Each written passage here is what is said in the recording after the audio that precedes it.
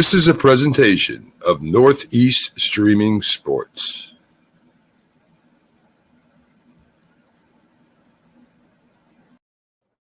Good morning, everybody, and welcome to another episode of the Mac and Jack Show. I am the guy talking, Jamie Pags, the Philly sports guy, and I am here with both Mac and Jack, the elder statesmen of the sports world. Good morning, guys. How are you? I love coming up with different things to be able to say every morning. It makes things a little difficult. I kind of like that. It sounds distinguished. Well, you are distinguished. Yes. At least it's better than sounding extinguished. Right.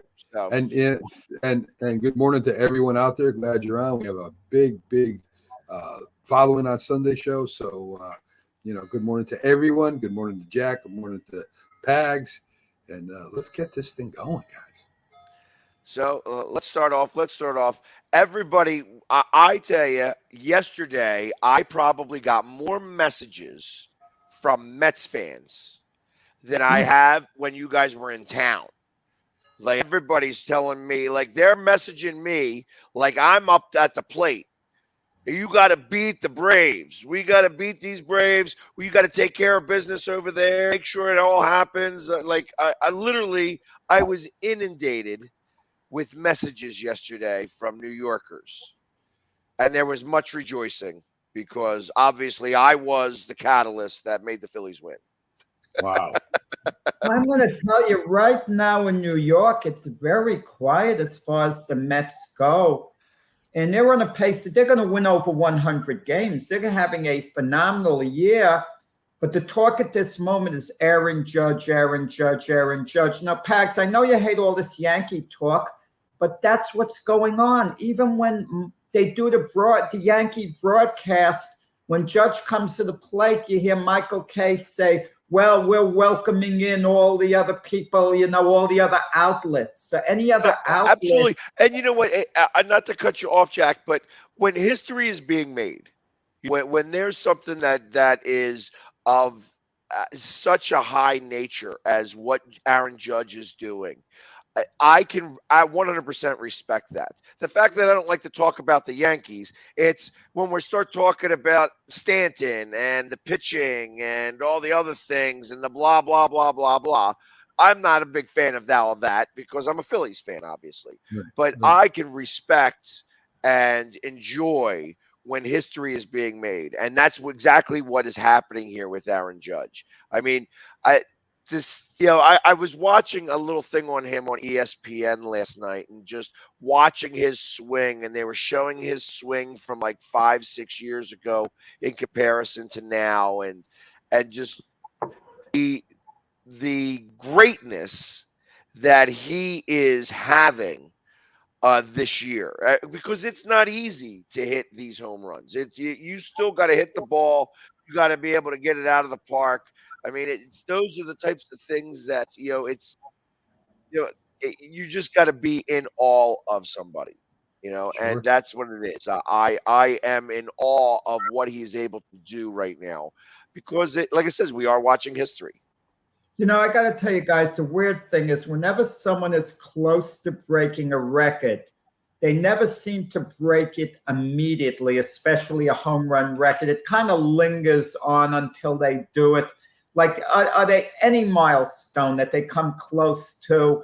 They don't get to it. They get close to it very quickly all of a sudden, and then they kind of stall a bit, and then they break it. Wouldn't it be ironic if Aaron Judge did not hit one more home run the rest of the year, but continued to hit well and wins the Triple Crown? But doesn't break the AL home run record, people would look at it as a disappointment, and he would be a Triple Crown winner. I kind of wonder, guys, once he gets to 62, and he probably gets to 62, and let's say he gets there. Yeah, I think the Yankees have 14 games left. Let's say he gets there with 8 games left or whatever amount. Are people then going to focus on him hitting more home runs or him going for the Triple Crown?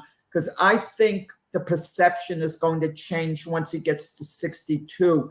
Can he win the Triple Crown? because, he's marginally ahead with RBIs and batting average right now. At least he was yesterday. He went 0 for 2 yesterday. But that's what I think the main focus is going to be on once he gets to 62. And let's not forget his arm either, right? I mean, he just threw that guy out at second base. Great defensive play yesterday, yeah. And so, and I disagree. I think that the Triple Crown is not something that is exciting enough for people. I think that they are going to want to see him try to get 66 or 67 home runs so that he can get in that top 3. Yeah. Because that's like I said, when he hits the moment he hits 62, he's be listed as the number 4 home run of all time. And I don't know that I think that they're going to say, well, all right, we want you to hit 66 or 67 so that you could be in that top 3 home run hitters of all time. And like I said, I think in this day and age, it's going to take a very unique talent that's going to have to ever be able to get to the 73 home runs ever.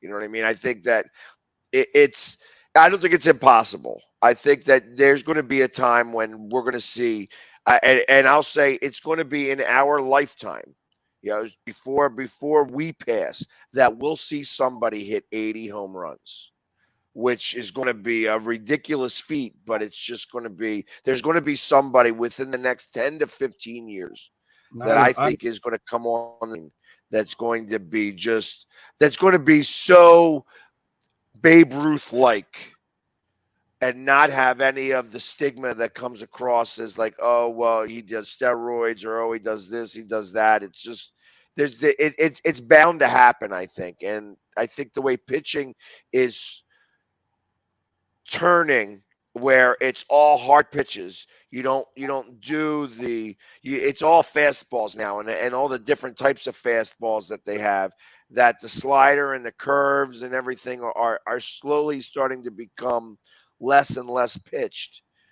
That there's going to be somebody who's just going to be able to see the bat, see the ball, and see these 100-mile-per-hour pitches and just send them yard.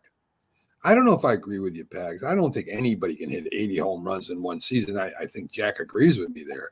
There's no way. Not completely, Mac. Mac, I want you to consider this. Tell me this. The year Barry Bonds hit 73, he led the league in walks. And there were a number of intentional walks. Let's say they pitched to him a little more. 7 home run, an additional 7 homers was there, I think, on the table had he not walked so much. I guess so. And then I think that, of course, everybody says, all right, well, he was on steroids, but so were most of the pitchers too. So I'm not really concerned about that.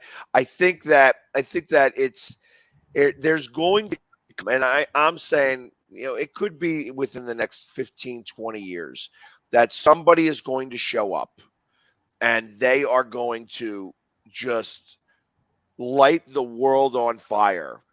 And it's going to be in like their second or third year. It's not going to be somebody who's super, super well known, but they're going to just, everything's going to come together for them, and they're going to be able to start knocking bombs all over the place. Okay. What about Aaron Judge next year, maybe being that guy? Maybe he takes it up just a tiny level and can make a run at about 75 homers. I mean, I wouldn't think so, but he's hit 52 before. And this year, it's 60. Well, one of the things happened and he's fallen into a very unique type of situation where he is being pitched to because the rest of the team isn't really up to snuff. And that's what it's going to take a little bit. You're going to need to have one great player on a team that's not very good in the grand scheme of things, because you're going to want to be able to go and attack him. You want to pitch to him and not necessarily worry about what's happening behind him. And that's one of the things that happened with Judge this year, is that he didn't have anybody protecting him, so they went after him. And they don't care if he hits solo home runs, because it's only one run. And if you're up by 4, giving up a home run to him isn't a big deal. And let's be honest about this. Roger Maris is 61. He wasn't walked once intentionally that year because Mickey Mantle was hitting behind them. Right. So he got pitches to hit, reverse it, put Maris behind Mantle, and Mantle hit 54 that year. I could make an argument Mantle would have hit 4 more homers, okay, had Maris been hitting behind him, and Maris would have hit 4 less. So if that would have been the case, Mantle would have hit 58, Maris would have hit 57. I'm just speculating, playing around with numbers. It's impossible to tell what would have happened. But I can safely say if Mickey Mantle wasn't hitting behind Roger Maris, he wasn't getting to the 61. Yeah. Well, now, and obviously this was happening before I was born, so I only can go off of the movie, that Billy Crystal made about the one with the asterisk. Pretty accurate movie, though. Yeah, I know, and it was really well done, and I thought it probably depicted everybody pretty well. However, again, like I said, that's where I get all of my history from when it comes to that, those moments in time. But this is kind of fun to watch, and I expect today. Today they're showing the Phillies and Braves is the game of the game of the week tonight, and they're going to stop broadcasting that to show Judge's at bats. Yeah. So and I like that stuff. I used to race home. I still have all the newspapers when the Sosa McGuire home run situation was going on. Interestingly enough, I didn't save Barry Bonds's. I wasn't. It's funny about Judge at Dramatics. People are staying up to the very end of the Yankee games now. I was a bit tired. I wanted to get to sleep in the 7th inning, but no, I had to watch it to the end. And then Judge gets up his last at bat, and you think it's going to be the game-winning homer, and the ball comes off the bat. And I'm even like, it looks like a home run to me, and it's caught, on the warning track. But just the dramatics, the excitement. And it's weird. Judge is batting leadoff right now. So he leads the game off with a walk, and people are booing. Normally, that's a good thing for the team. He hits a double, and people are disappointed. And did you see the play made by the fan who helped Judge? He threw it to Judge, and Judge threw him out. I told you guys, fan participation is now back. Well, no, the fan didn't give the ball to Judge. Yeah, he threw it, Jack. He threw it to him. He was standing right there. He threw it to him. Wasn't that far? The number 6 run, the 60th home run.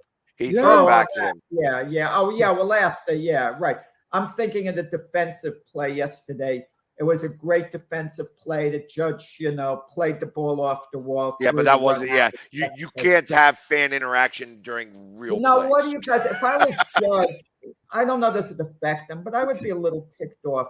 You hear CC Sabathia, okay, who was his teammate, saying, "Oh, he loves Judge, blah blah blah," but Ohtani's the MVP. It is ludicrous to think Ohtani's the MVP. It is pure foolishness. It's called most valuable player, not best player. But let me go a step further. If this was for the best player award, Judge still wins it over Ohtani. But at least it wouldn't be ludicrous. At least it would be a discussion, a valid discussion point, because Ohtani pitches, but he's only a DH primarily, the more you think of it. Right. Could he say he wasn't in position to make the defensive gem Judge did yesterday? And Judge is an Gold Glove caliber type outfield, as is. Judge is blowing Ohtani out of the water. The Angels are 20 games under 500. Where's his darn value to the team outside of selling some tickets? Where's his value on the field? It's virtually non-existent. The same with the great Mike Trout. They're not helping their team because their team is so bad. Conversely, Judges had the Yankees in first place. It's ludicrous for CC to say that. I kind of feel a sense of betrayal. He's allowed his opinion. Also, Phil Nevin, former Yankee coach, now he's managing the Angels, says, "Oh, I love Judge, but Ohtani's the MVP." Ohtani's not the MVP. He's not even close. He shouldn't even be on the radar. And I'll be honest, if they make Ohtani the MVP, they should change the way this voting happens. I think that it should no longer then be. It should be player voting, or the players should vote on this, on who should be the MVP. Because I got to imagine that if you were to poll all of the players, now I'm talking about, I got to imagine most of the Yankees would say that Aaron Judge is the guy. I would also have to say that most of the Angels would say that Ohtani is the guy. But when you start asking everybody else, I'd be willing to bet that they would say that it would be more like 65-35 from Judge to Ohtani. And I think that all the media is doing is making fodder to try to bring, to try to make it a little bit more exciting for this MVP race. I don't think it's close. I don't think it's close. Jeff, who's more valuable to their team this year? Who's been more valuable to their team? And if you say Ohtani, you have no clue what you're talking about if anyone says that. No clue at all. They are 20 games under 500. How darn valuable can you be to your team when you're 20 games under 500? Oh, if they didn't have Ohtani, we'd be 28 games under 500. Isn't that they have a stat for that now? That what the wins that you would have over your replacement. I don't know exactly. I don't even. And it's such a goofy stat, but it's one of those things where Ohtani couldn't even qualify for that because all he is a pitcher. That's all he is. So you can't you out in the field to be able to get that statistic to even occur, and he's not out there on the field. I think that's WAR you're talking about. Doc and EJ are a big fan of that. Me, not so much. I'm more about for the original stats. Hits. Right. Well, no, and I 100% understand, but that's part of my point. Using Doc's stats, and he has different statistics, that it still puts Judge way above just about everybody else. Sure. And that's why I think that if by chance Ohtani wins this MVP again after winning it last year, where I think he had a much better year, and Judge has been lights out all year long, I don't think that this is a question. I don't think that this is even a thought process. It should be Judge. But it bothers me the people that vote. For example, the one voter, whoever he is, the one who didn't vote for Derek Jeter to be in the Hall of Fame. But then again, throughout baseball history, Mariano Rivera is the only one that got 100% of the vote. You mean to tell me Babe Ruth, the people that didn't vote for him, Willie Mays, they didn't vote for him for the Hall of Fame? But Babe Ruth, all the Boston people didn't vote for him. I mean, that's you look at Ken Griffey Jr., not a Hall of Famer. I mean, where's the large Joe DiMaggio? People didn't vote for him. So I'm going to change up here a little bit, because I know when Keith comes on, we're going to talk about this again. But I'm going to bring it up. I'm changing over to another New York team because Byron's about to come on here, and the Jets did something this past Sunday that's never happened in football. They were down by 13 points with less than 2 minutes to go and wind up winning the game. So I want to know, first off, as I bring Byron on, I want to hear what you've got to say about this, Jack, and then I want to hear what Byron's got to say. I'm going to just say, Byron, I missed the very end because I had to meet. It was my daughter's birthday, so we had to meet her for dinner, took the car ride. I hadn't listened to football on the radio for a long time. So I have my wife turning the channels, and the only thing we could find at a Giant Panther game. I can't get the Jet game on. So I hear that. Okay, I was glad for the Giants, happy for that, but I wanted to hear the Jet game. So I finally get to the restaurant, and my son-in-law goes, "What a wild day in football." And I figure other games, and he says the Jets won, and it kind of floored me. And then I hear the Dolphins who were down so far back. You mean they won 2 or 4 touchdown passes in the fourth quarter? When you get the news all at once, it kind of floors you, like that. But congratulations to you, Byron, on the Giants being 2-0, and double congratulations to Mac, who picked the Giants to win the Super Bowl this year. They're looking good. Yes, Pags, in your face. That's why you got to love the Giants. That's why you got to love the Giants. Yeah, but you do notice who has got more points, and that would be the tiebreaker would still be the Eagles first in the division. Yeah. It's starting out to be a great football season, so I'm happy about everything. Yeah, it is. I tell you what, Byron, with everything that happened last Sunday, what are some of the biggest surprises that has already have occurred in this season that have for you? Like, what are some of your biggest surprises? Well, for number one, the Giants and the way they're playing, I think Matt and I texted each other yesterday.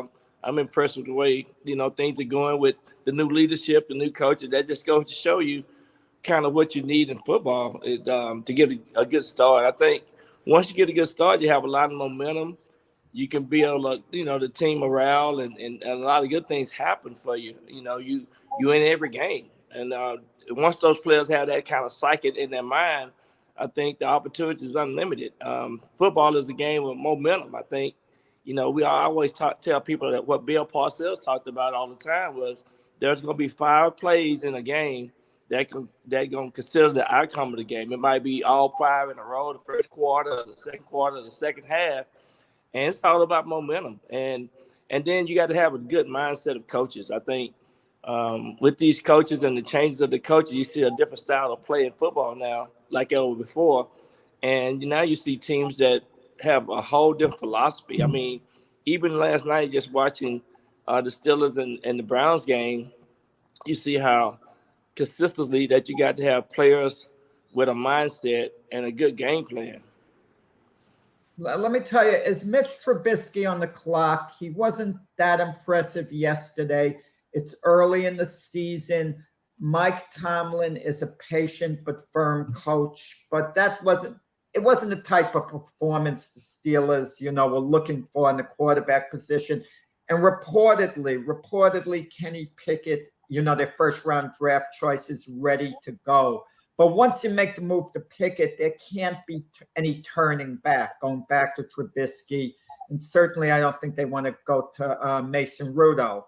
So let me ask you this. If you got 2 touchdowns in 3 games, what you think?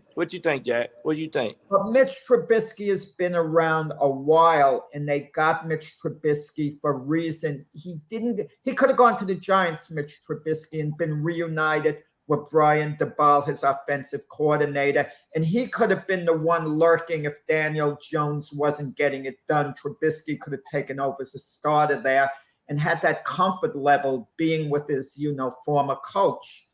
And now I know what you're saying, but when you have a first-round draft choice, obviously it's only a matter of time before he gets in, and it's his job, and it's up to Trubisky to keep him off the field, and he's not doing a very good job of it. At least yesterday he didn't. Well, we don't have to worry about that because DJ is doing his thing this year, Jack.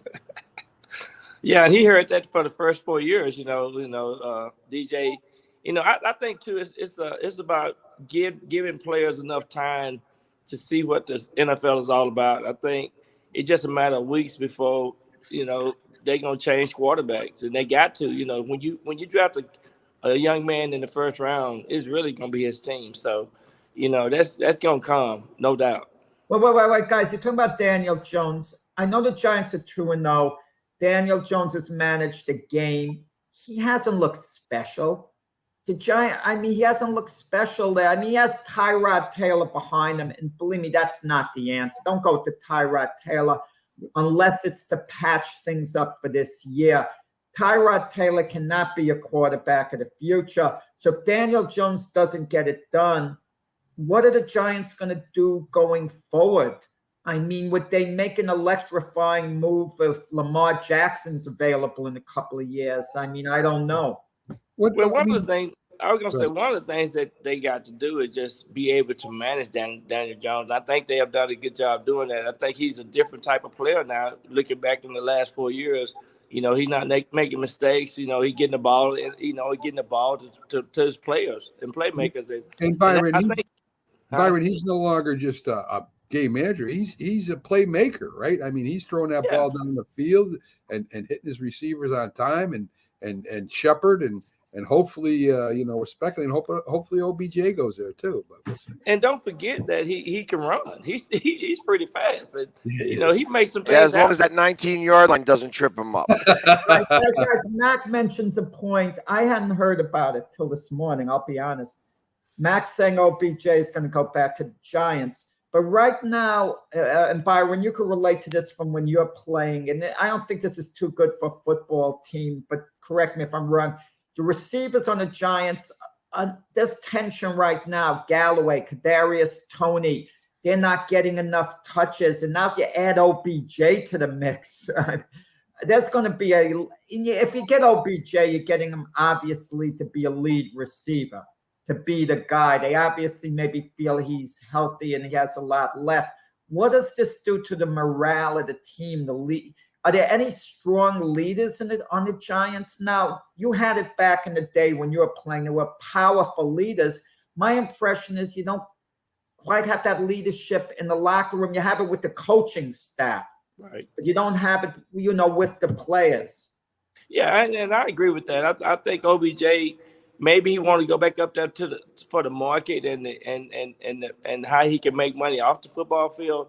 But you definitely need a good mix of leaders and leaders in the locker room. And I think, receivers are selfish and they want the ball and they want, you hear now from some of the other guys around the league wants, 6 or 7 passes thrown to them a game. And back in the day, we were more like team oriented. Everybody had special assignments. And I think that if you sign a player, you got to go in and tell them what the mission is and what we're here to do, and that's here to win games. And you have to fit into that mode versus anything else. But these players now are so selfish. It's a whole different game, and so they think differently. And like you said, if you got guys that want that football as much as versus wanting to win, I would be a coach to say, well, hey, we're here to win first, and if you get the ball, you get 5 catches this game is great. You get 1 next game is great if we win. And the bottom line is about winning and helping, just being exciting and changing the morale of the football team. And Byron, the game has changed too. I mean, back when when the Giants were great, it was defense and the running game, control the clock, and stuff like that. So, I mean, the game has just changed, and you got to change with the game. You really do, and we used to have 60-something plays. Now it's 80 plays a game, and you got to have good defense, offense, and special team as well. I think a trend of the future might be teams stacking high-level receivers all on the same team, because now you see these great 1-2 punches where if you double team one guy, and one wide out, then the other's basically going to be going one-on-one a lot of the time. And, the Eagles have a great 1-2 punch in Brown and Devontae Smith. What's the best 1-2 receiver punch in the NFL? And my Jets are going to be contending by next year with Garrett Wilson and Elijah Moore. They're babies on the way up to there. But would you say Tyreek Hill and Jalen Waddle maybe? Who would you say is the best, most devastating 1-2 punch in the NFL? Right now, looking at Miami last game, Tyreek Hill had 191 and Waller had 171 yards. So, you hardly rarely see that 2 receivers get over 150 yards a game. So right now you have to put them in that category.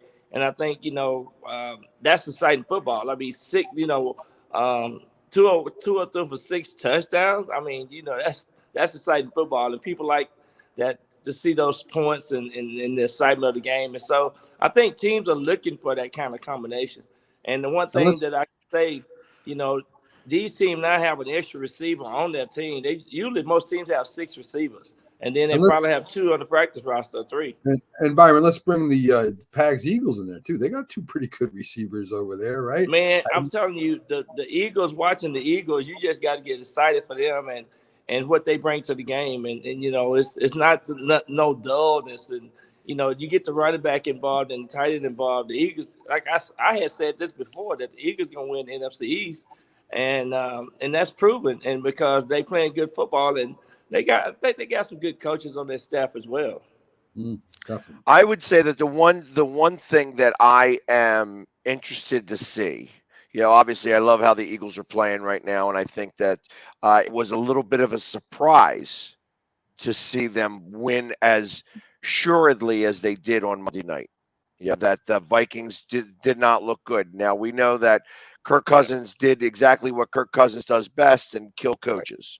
And he did that greatly on Monday.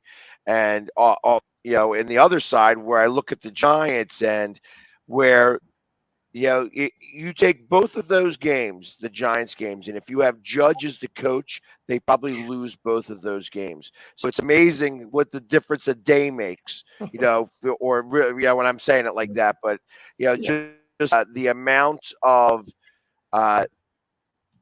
confidence that they have. That the Giants have right now to be able to pull off those wins. Now, of course, again, it's against who they were against. So the beating the Titans may be a little bit better, but I don't think the Titans are as strong right now as they're supposed to be. That all being said, both the Bills and the Eagles are the only 2 teams in the NFL who have not trailed at all this season. And I'd like to see what happens when there's a little bit of adversity. I want to see I want to see how this team reacts when they're from behind.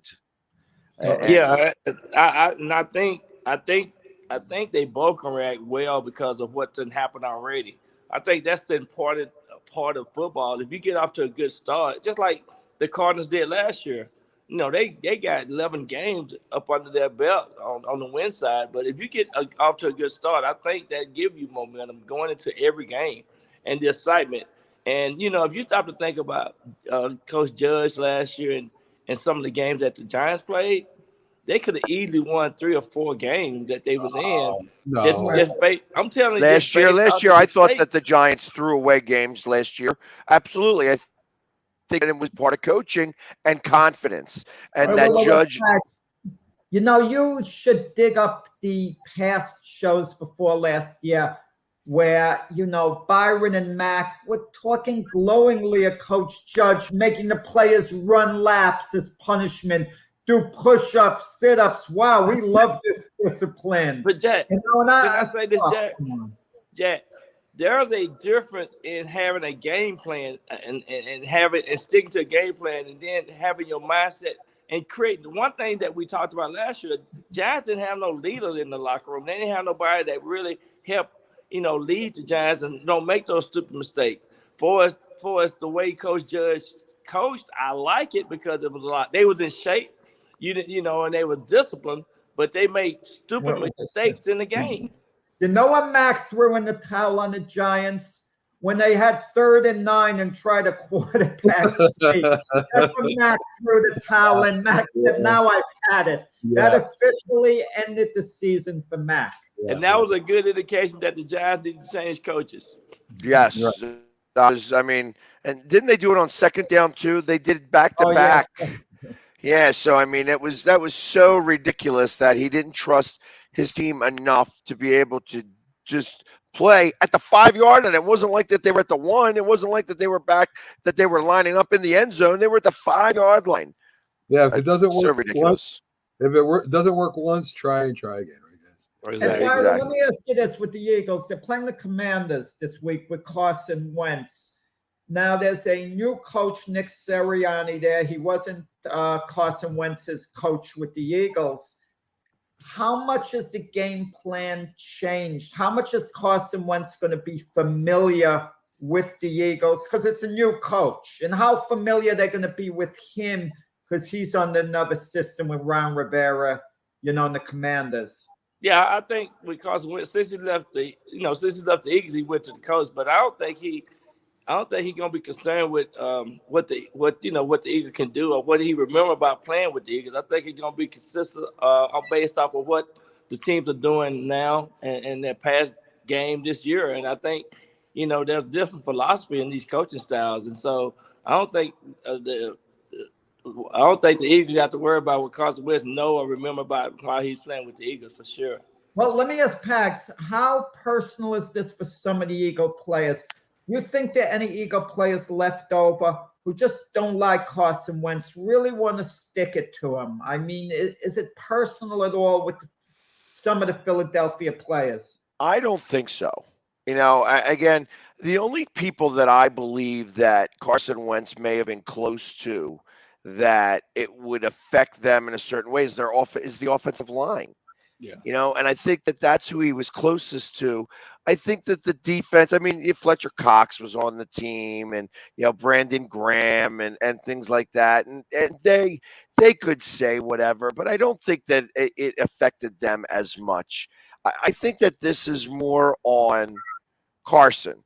I said something like this earlier in the week that there's, when a quarterback goes against their old team, it's the feelings of that one person is going to make a bigger impact in that game than the feeling of the other team, because teams change so much now, and so much has changed over the last 2 years that there's only a certain amount of players that even played with Carson Wentz that are on this team. So like when you start to think about all of the, is there going to be, a spirited play from Fletcher Cox and Brandon Graham and the, even the offensive line.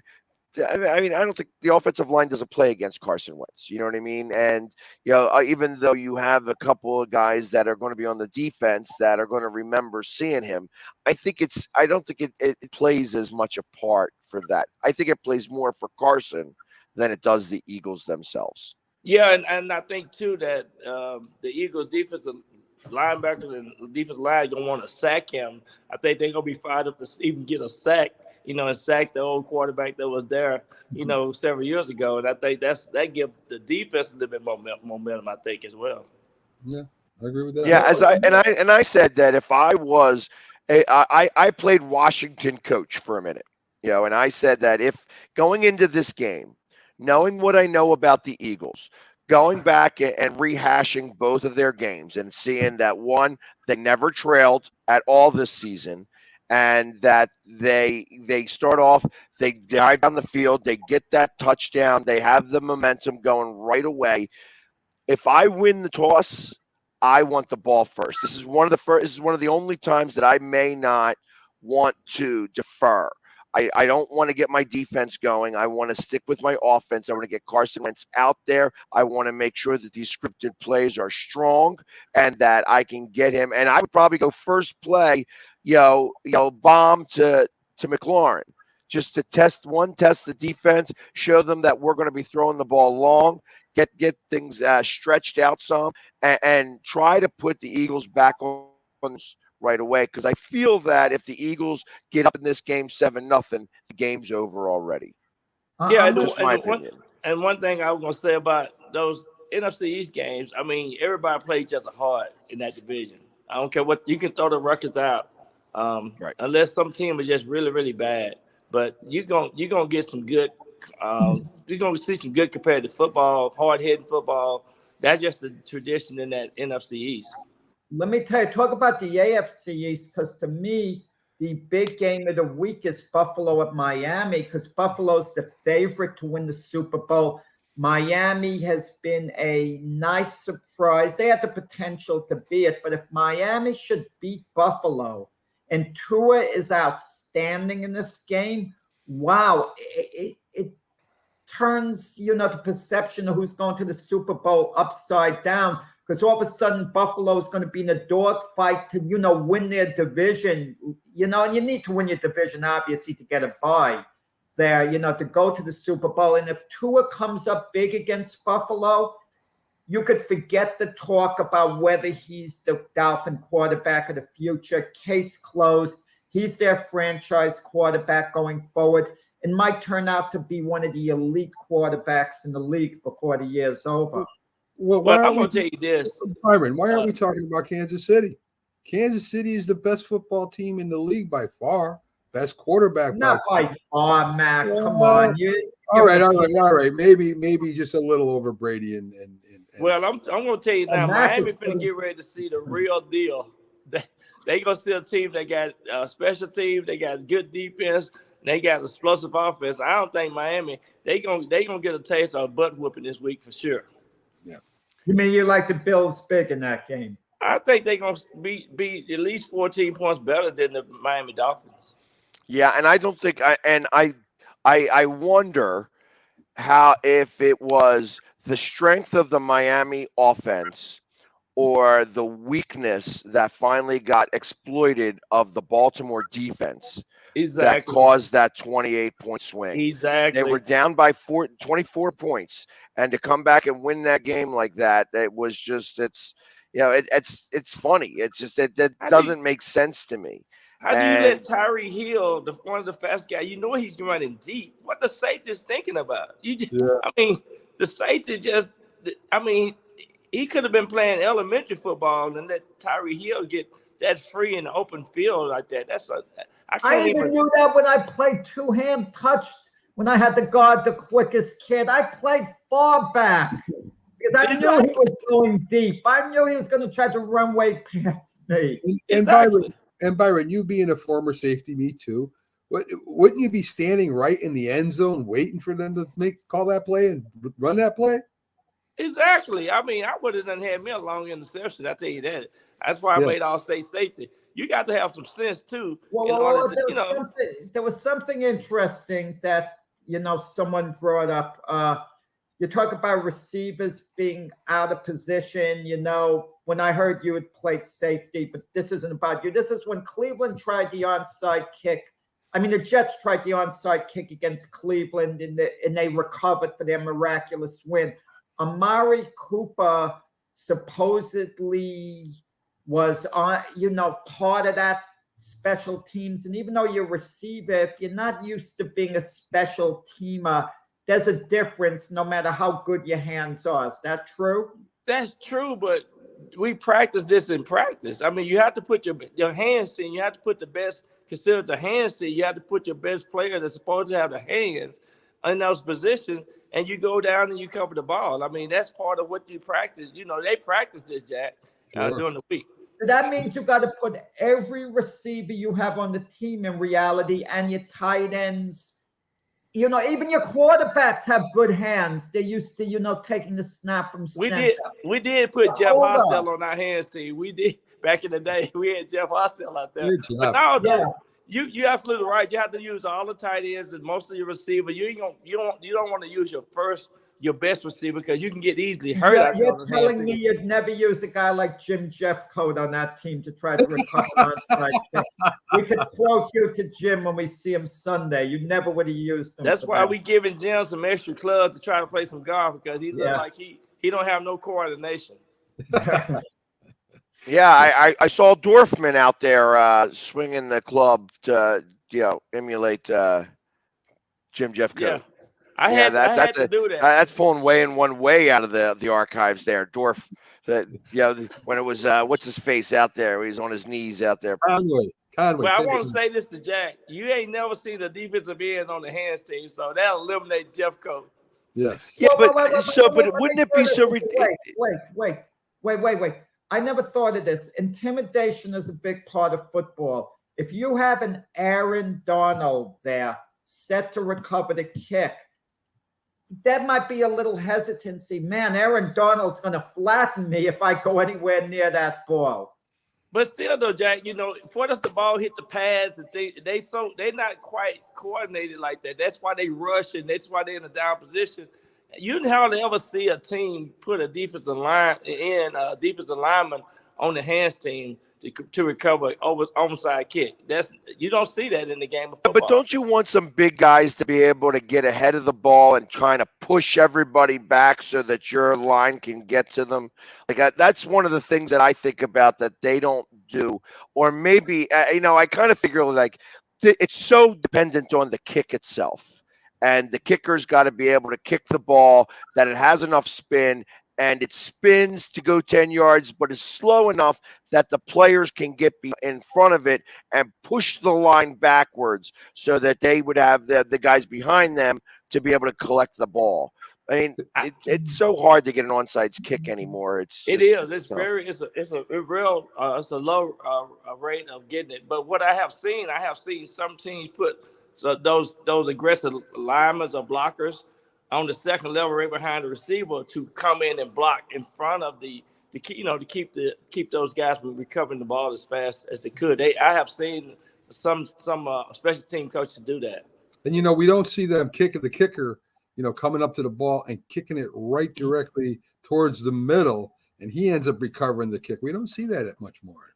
Yeah, we used to see that a lot. Exactly. Yeah. Yeah, and I think, especially with the way that they have this set up, where you have to have 3 people on the outside of the hash marks, 3 people on the inside of the hash marks. I mean, realistically, I'm surprised that they don't forward kicks just to go that 10 yards and converge those 6 people in the center rather than trying to get it outside where you're trying to push it and it converge at the hash marks. I feel like you almost have 7 people. You should have almost like, again, you would have like an offensive line. You'd have Jim Jeffcoat.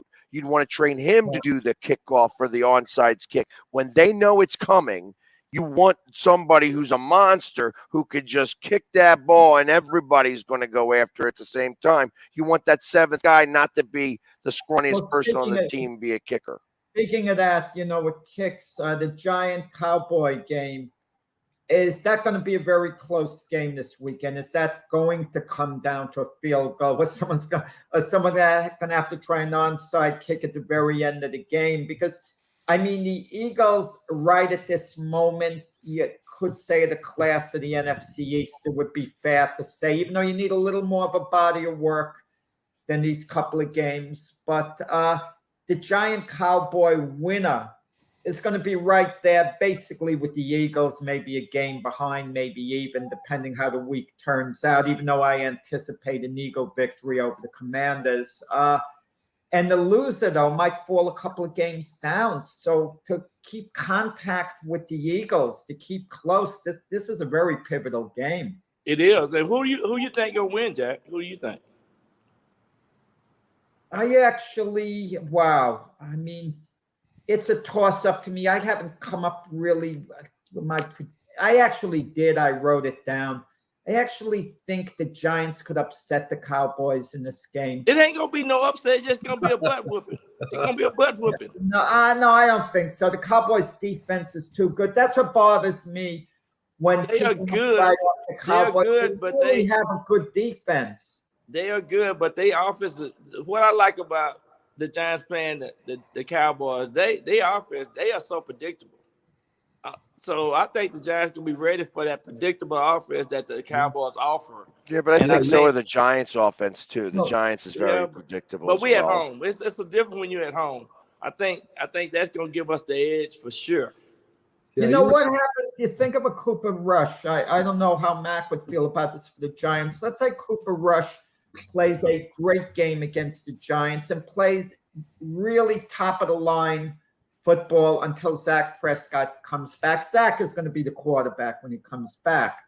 Then he becomes a free agent, Cooper Rush. You take a chance on a guy like that as your starter. I mean, how much of a body of work do you need? No. I'm not impressed with him, but I'm looking at the skill set of what I would want in a quarterback. I think he's a good backup. Right now, he came in and did his job, and which is good. But I think when you put a little pressure on his butt, I think you're going to get a different outcome. Yeah, that's what I think. Yeah, he's not a starting quarterback, Jeff. No. And this is going to be which defense is going to give up the points. I think that I actually have this game that it's going to be tough to score a touchdown, and that I think that I have the Giants winning 15-13 in this game through 5 field goals, and that they're going to be able to move. But I think that the only touchdown is going to come from the Dallas defense, and that Daniel Jones is going to give up like a pick 6 or something. but they're still going to lose. It's going to be a 15-13 game. I don't think that the Dallas offense is going to be able to move the ball either, and that you're not going to see anything but one defensive touchdown. Pags, you know what I think? What we tend to compare quarterbacks. I think the Dallas Giant game, let's compare Ezekiel Elliott with Saquon Barkley. Who's going to be more dynamic? Who's going to have the bigger game? Who has more in the tank? And I think you're going to find Saquon, who seems to be back to his old self. He's going to be much more of a weapon than Ezekiel Elliott. And as Pag says, it's one in the trenches, right? And right now, the Giant offensive line is probably the biggest surprise of the year. These guys are out there; they're pulling them. They're hitting people. I mean, they look really good. It's a team sport. That's what it is. And it's a new scheme. It's a new scheme. I'm sorry, I don't want to interrupt you. No, that's exactly right. I mean, the offensive line is so much better than last year. It's amazing, like night and day. Yeah, but I mean, your quarterback still hasn't thrown for over 200 yards yet. They don't really have good receivers, I think, on the Giants. I mean, Galladay they're deep. Callaway hasn't been playing. That's what he's been, not as much as he wants. He's been complaining, right. And Kadarius Toney's been held back. Yeah. So no, I think they have enough depth there to get it done. Yeah, but I said, they're not throwing it to them. I mean, that's the problem. They are winning these games by you're running the ball a little bit, and again, they're using Barkley. I think it's starting off a little too much early in the season, and ultimately, I think that it's going to come back to haunt the Giants later. But we need to take the wins when you can get them, and especially after starting the last 5 years 1-4. The coach did right and says, listen, let's win these games early. Let's start to change the concept of the fact that we're not going to lose these games. Let's have people think that we could possibly win. I mean, they got everybody thinking that they're going to possibly win right now because they're 1.5 point favorite. Truth of the matter is that this is a pick'em game. I think this is a straight pick'em game. Yeah, and I think my concern is how can the Giants use their personnel a little bit better for multiple sets of receivers with the tight end combination and being creative. I think that's what they need to do. I think they're not doing that enough, but definitely they need to use multiple sets of receivers. I think that's what hurt teams when you and you can't be predictable in the NFL. You really can't. Well, he's doing a lot better job than the former coach for the Cowboys, Garrett, did, right? I mean, all he did was do a double tight end and run the ball, and that was it. Yeah, they ran the ball a lot. Yeah, but with Pollard and Elliott last week for sure. Yeah, and I think that Zeke Elliott is Again, I love saying that I talked to all these Dallas people and asked if they would trade him away for a 3rd round pick or a 2nd round pick. I bet you they would think about that differently now. I think that he's just long in the tooth. Yeah, I really don't think Pollard can play a full game. I think they have to come in and rotate the way they're doing in order to get the best performance out of both of those guys. I think, but as long as the Cowboys keep doing what they're doing, but be predictable, so we'll win this week. That's for sure. That's what they do. A lot of good games. You're talking quarterbacks. The 49ers visiting Denver. And that's going to be a very big game, how the quarterbacks are going to be evaluated. I mean, after a couple of games already, Russell Wilson is under the microscope at Denver. Yeah. Struggling a bit. Okay. Who said that? We both did. You were a little more vocal than me, but I agreed with you all along, on that with Russell Wilson. He's not quite the same player. And then you got Jimmy G with the Niners. And if the Niners take off. Doesn't that look like a genius move, by the way? That does. Keeping him on the roster. Exactly. This Trey Lance situation, he's going to be back next year. What are the Niners going to do going forward? They can't start over next year and say, well, Trey Lance is a start. I guess they can do that. But if Jimmy G has a really good year and they invested so much in Trey Lance, it's an intriguing situation. Jack, what's going on. And Jimmy G is mild-mannered. I can understand why the players like him. Nothing seems to bother him. Even the disrespect he was given by the 49 organization, he doesn't seem to care that much. He has thick skin. I kind of like that. He's a mature-minded guy, and he's been around Belichick and some good. He's been around two good organizations. I think you got to want to have a player, and you got to be rooting for a player like that in a way. So he has proven this stuff. And not only that, he's only got this 1-year deal now, and you better believe he's going to ball out as best as possible here, and he's going to leave the 49ers. Yeah, Don't think that all this stuff is going to go on deaf ears. He's going to play a pretty good season. There's going to be another team who's going to want him now rather than not want him, because that's why the problem. Had they traded him, it would have been the worst thing in the world. But now he's going to ball out, and he's going to wind up going to a different team and stick it. I wouldn't be surprised if next year he winds up going to Seattle. There's a lot of teams. There's gonna be a lot of teams needing quarterbacks next year. That's for sure. I think, believe it or not, I think he ends up with the Jets. That could be too. Well, that means they would have given up on Zach Wilson after 2 years, the second overall pick in the draft. I don't think so. Because if they did that, Joe Douglas, the GM, would have to admit he made a mistake.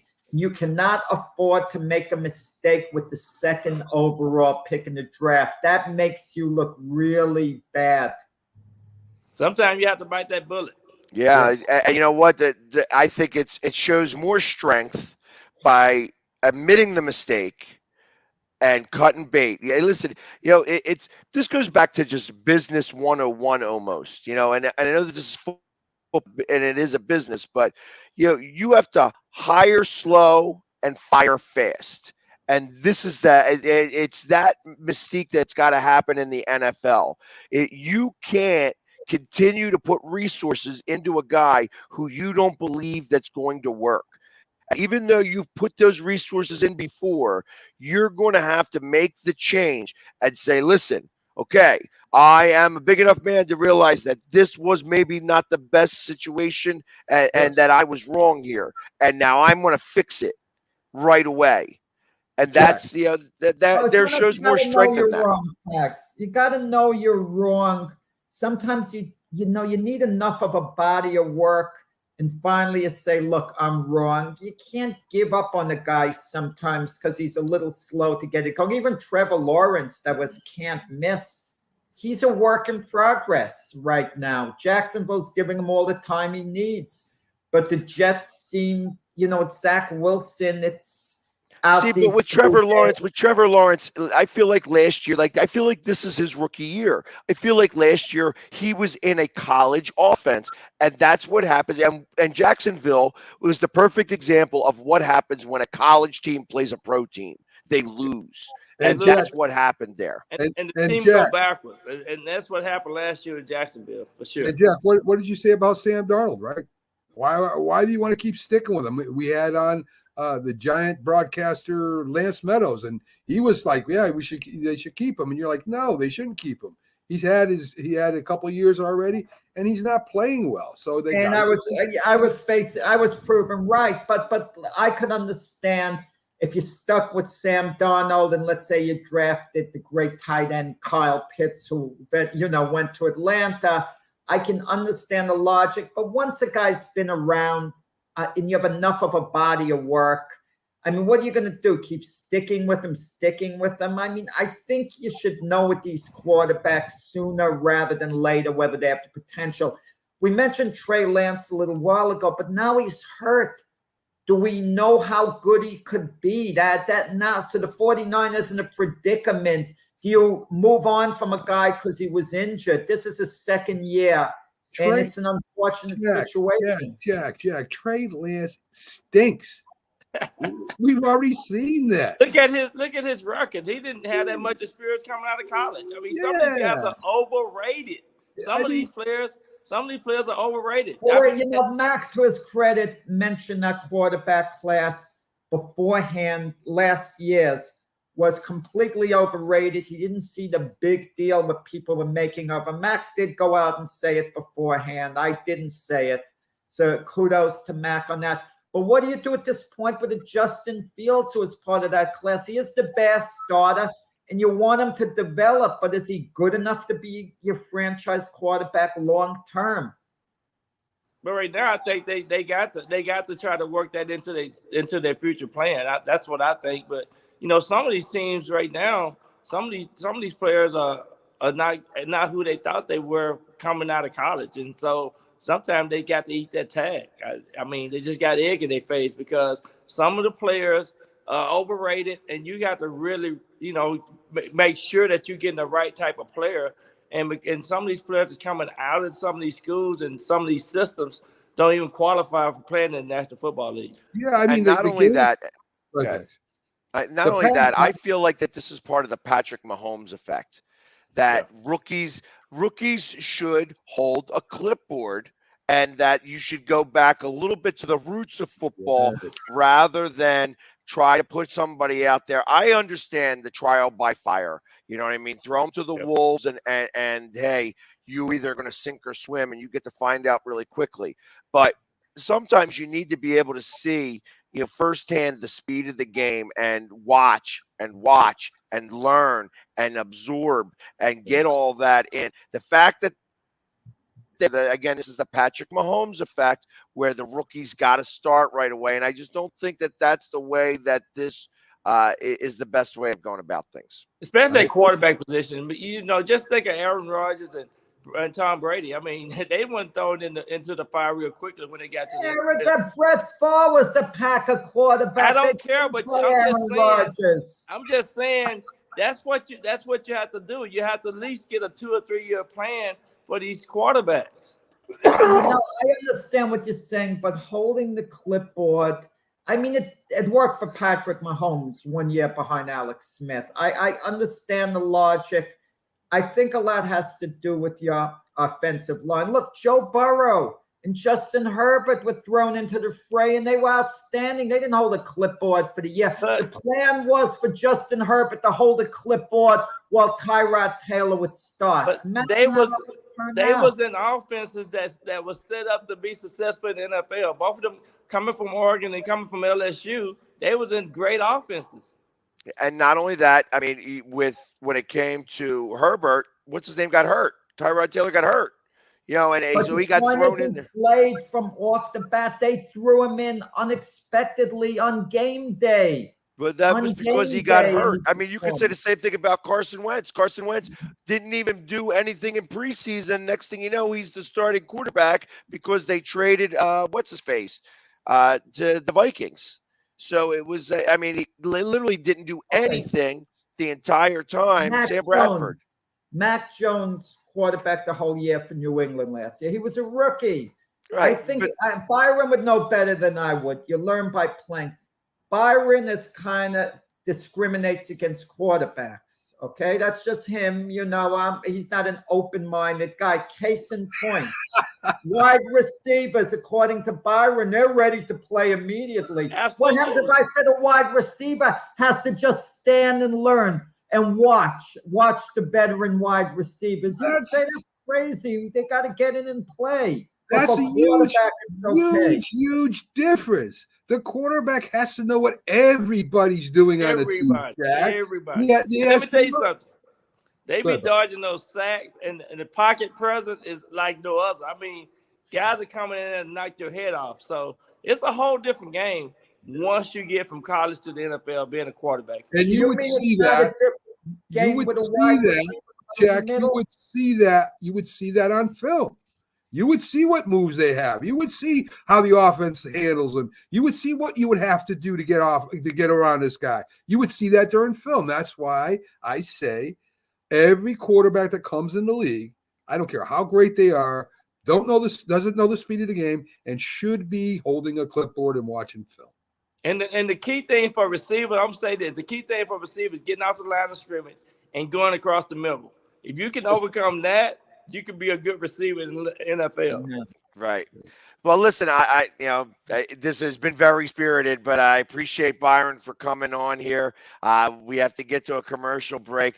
Byron, thank you so much for coming on. Like I said, I love it when you come on here because you could set these guys straight here. I feel like that there's us football players, and then there's these guys over there, the elder statesmen of the sports world. Hey, real quickly, I predicted the Detroit Lions to beat those Commandos. That was my pick last week. Remember that? Yes. Matt, you did a great job too picking the Giants. That's for sure. Yep. So, all right, perfect. So you gotta pick this week for your suicide. Well, I already talked about the Bills because they're gonna blow the doors off the Dolphins. Bills it is. All right. Well, Giants will win by 3 points against the Cowboys. We'll see. We'll see if that really holds true. I got it by 2, so you're right. But all right, Byron, thank you very much, and we'll see you next week. All right, bye-bye. All right, take care. All right, we'll be back right after these commercial messages where we will have Keith Engel, and I'm sure he's got a lot to say about Aaron Judge and over there with the Yankees. But we'll be back right after these commercial messages.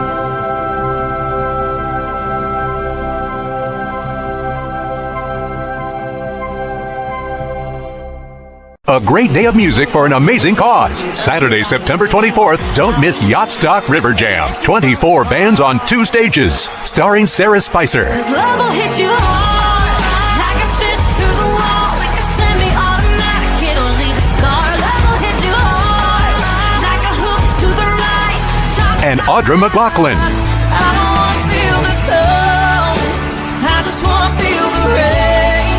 Tread whiskey all night long. With special guest Vixen 77. Some days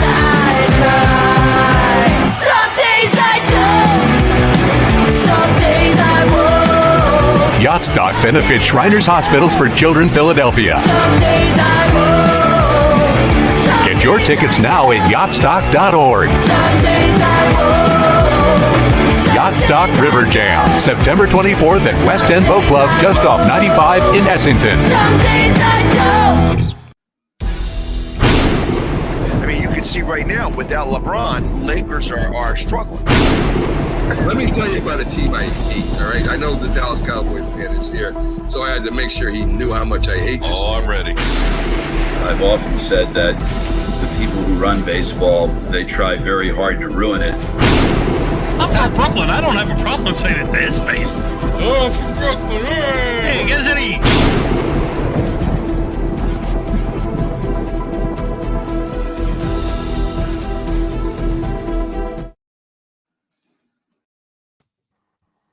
And we are back. Real quick, Jack is running back into the frame. I guess I was a little too fast on these commercials today. I mean, you got to give an exact amount how long these commercials last for. Because it 3 determines minutes. how much the cup of coffee should be, 6 to 12 ounces. You know, the bigger the more the ounces, they take a long amount of time. So we put less ounces in. I mean, come on. Well, let's welcome Keith Engel to the show from TGI Sports. Good morning, Keith. How are you? Good morning, guys. I'm sorry Jack's having such a bad morning. You got to get somebody to get your coffee for you. That's all. I got a bell here. I ring on my phone and coffee just shows up. I'm actually get it for my wife. So, but yeah. All Hey, right. There you Keith, go. Keith, I got a quick question for you. Sure. It seems that we have found out that you have been a Giants fan since 1958. Is that true? A Giant fan since 1958. Yeah. Well, there wasn't even a twinkle in my father's eye in 1958. Okay, But all right. Bad so- information. that proves it wrong, number one. And number two, what Giant team we talking about? Because I don't know what you're talking about. No, Okay. not true. Okay. Stop watching TMZ. They don't have Okay. You know, I mean, Mac, you keep it up like that, we're going to be talking to you about the Judge contract. Okay.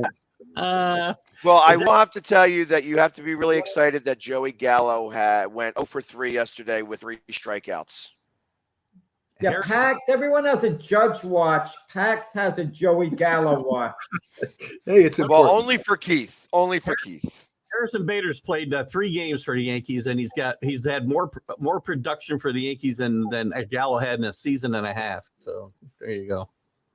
So, but let's talk about what the big story is in baseball right at this moment, and that's Aaron Judge. Obviously, being a Yankees fan, you have to be pretty excited about that. First off, is it must-watch TV in your household, and is it, It's, like yep. It should be for any baseball fan. You're watching a historic season right now. Triple Crowns don't get one every year, and he leads all 3 categories. 61 home runs don't happen with non-steroid players, except every 61 years, by the way, since Maris broke Roost's record.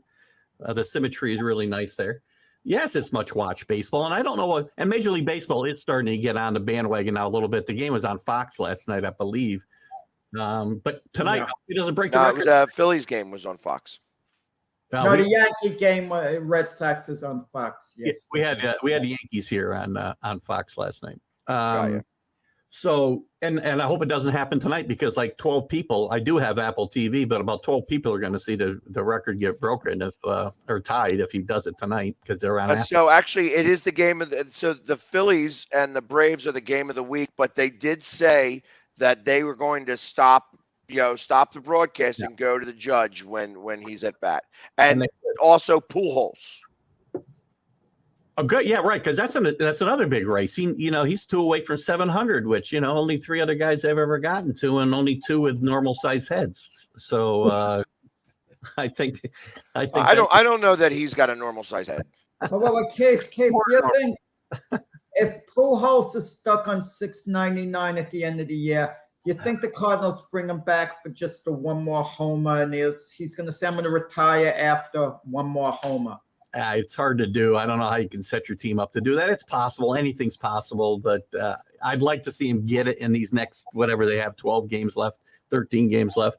Cardinals are in a good position. The fact that they can't improve or hurt their standing, I don't think, in the playoffs. So they'll probably play Pujols every day and give him every chance to do this. And I have a feeling he'll get to the 700 this year, and we won't have to worry about that, because then it becomes, I don't know. Then it cheapens it a little bit for me if you come back just to get that one home run, then I'm going to leave. So, and by the way, we talked, I think Pags and I had talked about, about the fact that Pujols has not gotten this big farewell this year after announcing his retirement early in the year. And I think this has really brought him into the limelight the last month or so, and really given him a nice send-off. So I like to see that. And it's going to be a fun race. And the Judge thing is going to be something to watch for the last 13 games too, because it's not just the 61 home runs, it's also the Triple Crown, which is going to be a lot of fun to watch. But I'm going to tell you, Keith, imagine Judge is stuck on 60 homers, doesn't hit another homer, but produces well at bat and wins the Triple Crown. He's got the homer title locked up, but let's say wins the batting average title and the RBI title, and he's a Triple Crown winner. Yankee fans will actually be disappointed that he didn't get to 61. I mean, that would trump him winning the Triple Crown. Yeah, we'll get over it. I mean, all that matters is a World Series win here, actually. I mean, I worry about winning a World Series. I want him to get to 62 home runs. It'd be nice. The Maris family probably doesn't want to follow him around for the next 2 weeks, I'm guessing. So they'd probably like to get it out of the way tonight. But it's a good story. I don't know. I really don't think Major League Baseball is latched onto it strongly enough, because I think they don't want to get into that conversation about, is this the Major League Baseball home run record for real, or is it just the American League record? They don't want to get into that conversation. I really believe that. That's why they haven't latched on a little more to this story. Well, Yeah, I can go with that. And as I look at the Yankees schedule move, I think that it's only a matter of time before he does hit that 61st home run, and then of course 62. I think he'll wind up with as many as 65.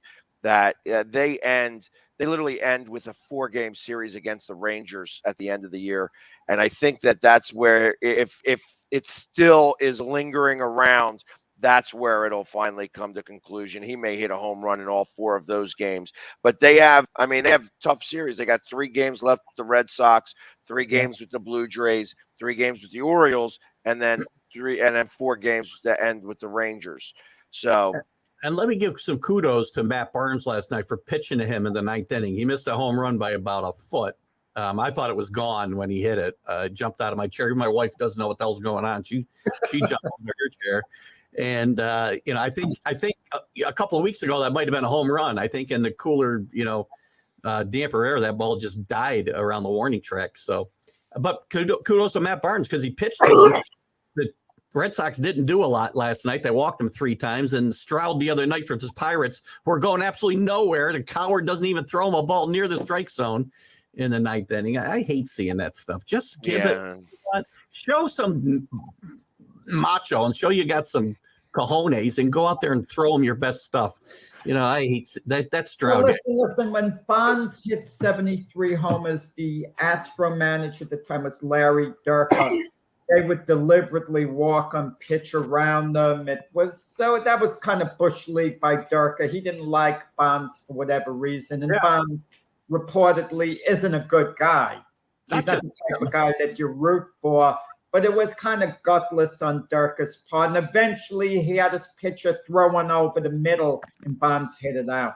Yeah. He walked like 200 times that year. So don't tell me it was just poor control all those times. It's what it is. If you're trying to help your team win, I could accept that. But when your team is down, 8-10 runs, and you can't throw them a fastball in 3-0, you're trying a breaking ball. That's a little annoying. Well, that's what annoyed me about the Pirates pitcher, Stroud, the other night. I mean, they got like 50 wins. What are you not going anywhere? Try, maybe make a name for yourself by striking them out, for crying out loud. Don't just throw them 3 baby little curveballs. That would be the highlight of his career if he gave up a home at the Judge. You could always talk about it. He should realize that. Yeah, it'd be the only thing he's ever known for.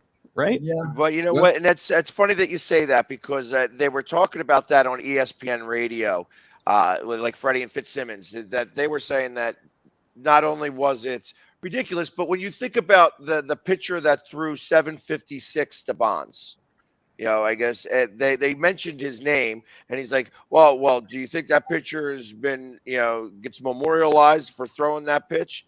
Well, yeah, I guess. But I never heard of that pitcher before, and they said his name, and I've never heard of the pitcher because I don't remember his name.